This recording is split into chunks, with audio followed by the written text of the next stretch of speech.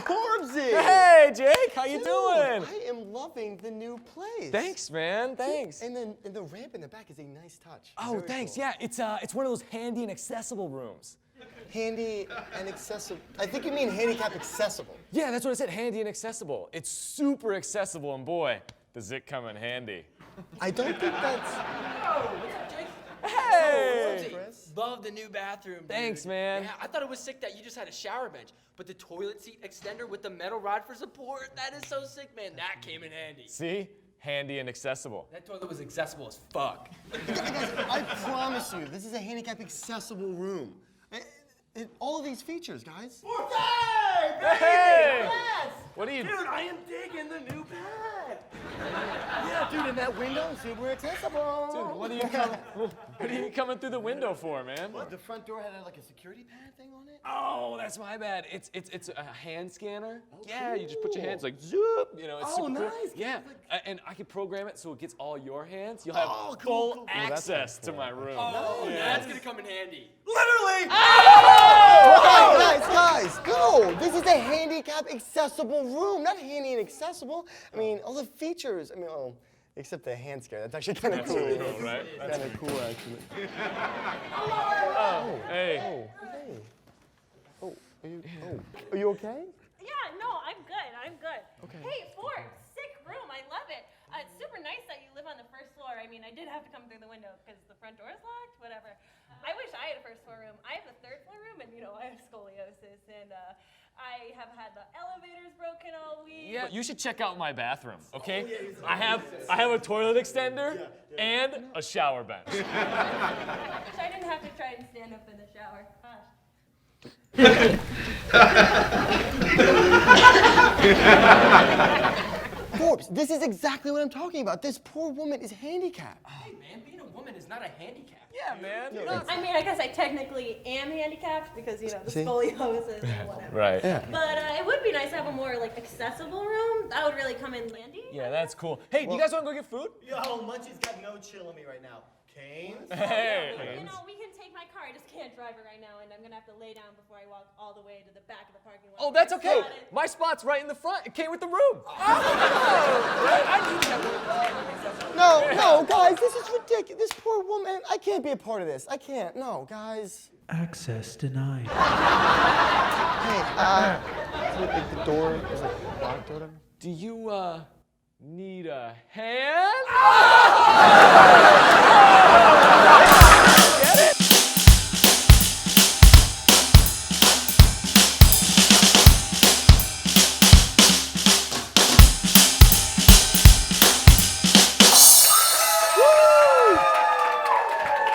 What's going on, everybody? Welcome to Tempe Late Night. I am your host, Chris Callie. Today's episode is #lifestyle. So, if I had to describe my lifestyle in one movie, it would probably be Fight Club. Yeah, no cool fights or anything. We just have a really dirty house. It's honestly god-awful. It's terrible. There's one rule about the mess. You don't mention the mess. That's the one rule of the house. Living in a dorm room is like the lowest style of living. And I feel like the top is the W6 penthouse. Like, that place is so cool. They have a jellyfish tank right when you walk in the door. A jellyfish tank. That's incredible. I don't have fish in my apartment or anything like that. I don't even have fucking jelly in my apartment right now. This guy's got 3 jellyfish included in his rent. It's amazing. So I got one friend who lives his life by one motto. Fuck bitches, get money. Come on, man, it's 2015. Fuck bitches, get money. It's more about let's have consensual sex with women and start a successful GoFundMe page. I like it. 2015. You can't be bored in life, you know what I mean? Don't you hate that when you're just sitting with your friends like, what do you want to do? I don't know, what do you want to do? What do you want to do? Times that by 3 hours, and that's how shit like slacklining gets created. You know what I mean? If you don't know what slacklining is, it's like a giant game of the floor is lava, except on like the world's thinnest hammock. What do you want to do? I don't know, what do you want to do? That's probably why you guys are all here right now, isn't it? Honestly, why'd you guys come here tonight? We're gonna have a great show, let me tell you. Thanks for coming. Stay tuned. Tempe Late Night. Yeah! Up next, we have the Tempe Late Night News. I'm Forbes, and this is Late Night News. Here are the week's top stories.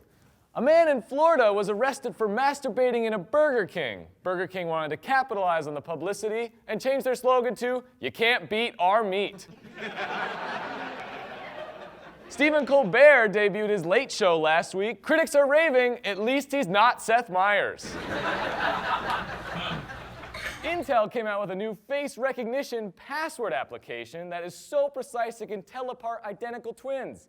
I still can't tell Alex and Jake apart, but hey, there's an app for that. Rick Ross came out with a new mixtape last week, or as he says it, oh. Speaking of guttural grunting, here's Lauren with the traffic and weather. Lauren! Thank you, Forbes. This week we have a story that takes into account both traffic and weather. University has been blocked off since about 3 p.m. because an unsuspecting sorority girl has become fused to the seats of her car when she didn't realize that the black leather of her father's BMW would not mix well with her denim high-waist short shorts. The first on the scene were the ASU EMTs, consisting mostly of students, but they quickly realized that they had no fucking idea what to do because they're not real medical professionals. Since then, actual EMTs have been on the scene, slowly trying to separate her from her seat, while also keeping her calm with Starbucks and episodes of Gilmore Girls. However, when that proved to be ineffective, they had to move on to an IV of Fireball. Last update we have received, her morale, BAC, and caffeine levels have been at a steady rate, proving again that Arizona weather makes no sense. Why do we live here? Back to you, Forbes.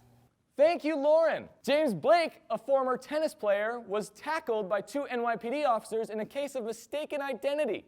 He was upset that he wasn't recognized as a tennis player in America, and we said, "It's America, and you play tennis." Toyota released the new Prius this last month with sleeker new lines. What they failed to consider is that if you put glitter on a turd, it's still a piece of shit. A Florida man saved his child and then a rack of ribs during an apartment fire. He just wanted his baby back, baby back, baby back, and ribs. That's it for our week's top stories. I'm Forbes Shane, and this has been Late Night News. Now an interview with Tempe Late Night family members Jake and Alex Yardley. Yes! Hey guys, and welcome to our Lifestyles interview. Yes. I am Jake. And I'm Alex. And guys, we have a very special guest today. Put your hands together for the Vice President of the Outdoors Club, Jared Peabody! Yes! Here's your guest for the evening, Mr. Jared Peabody. Wow, take us. Oh, perfect. Okay, Jared, how are you, buddy? I'm pretty good, you know. Rock and roll. Living life one day at a time. Cool, cool.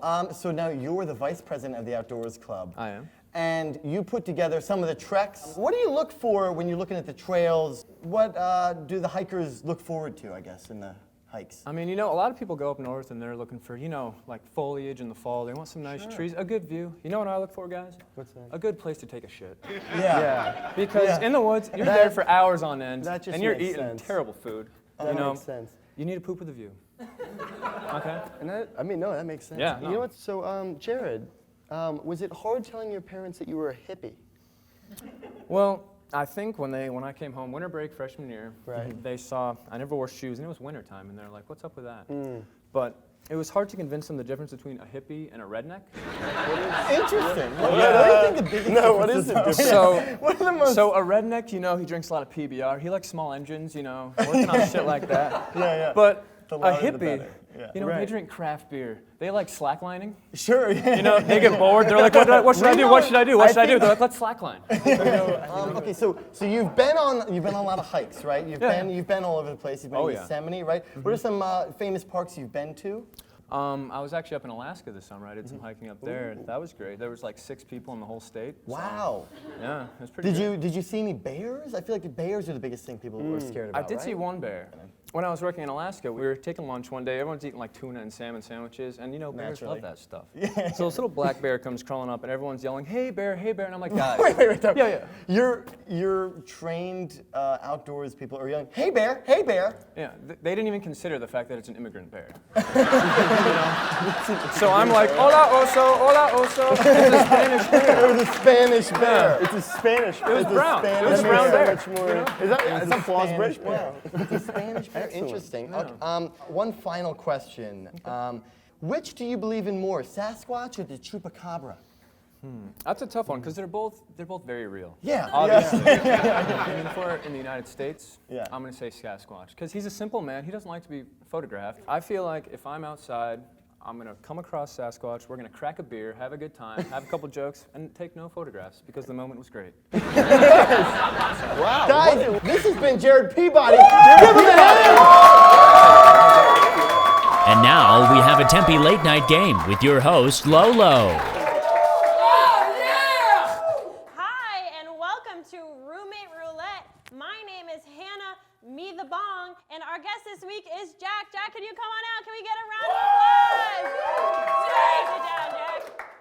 What's up? So this is the way the game works. I'm going to give you option 1, 2, or 3. You're just going to pick, and then you will be presented with a stereotypical roommate. Then you will receive a hypothetical situation and choose out of 3 possible courses of action. All right. Got it? Let's do it. Well, you should. It's like not that hard. All right, so 1, 2, or 3? 3. 3 is our overly sexual roommate. Let's have our overly sexual roommate come out. Yeah, wonderful. So what's happening with overly sexual roommate right now is he is literally having sex on the kitchen counter. Here are your 3 options. 1, join in. 2, cut out coupons for Clorox wipes out of the Sunday paper and leave them on the side of the crime in an envelope with his name on it. Wow. Or C, call the landlord and tell him he is making meth in the bathtub and get him evicted. What do you think the answer is? I'm gonna say join in. That's absolutely the worst answer you could have picked because you never fuck your roommates, guys.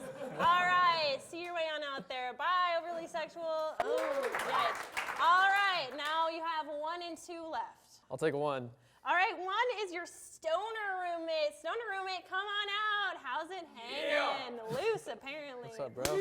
So what stoner roommate did is ate all of your organic peanut butter in one sitting, apparently with just a spoon because your bread is untouched. So option number 1, you can fill his bed with peanuts and a note saying, I know what you did. 2, you can ask him if he ate your peanut butter. If he says yes, look concerned and say, oh no, ominously. And C, call the landlord and tell him he is growing weed in the bathtub and get him evicted. Oof. What is the correct answer, Jack? Oof. Wow. I'm gonna go with the first option. Correct! He'll never eat your peanut butter really? again because stoners are famously paranoid. I got you, All son. right, bye. All right, so 1, 2, or 3? 3. 3 is our party roommate. Everyone's met this guy. Yeah, right here. You got it. Okay, yeah, good job.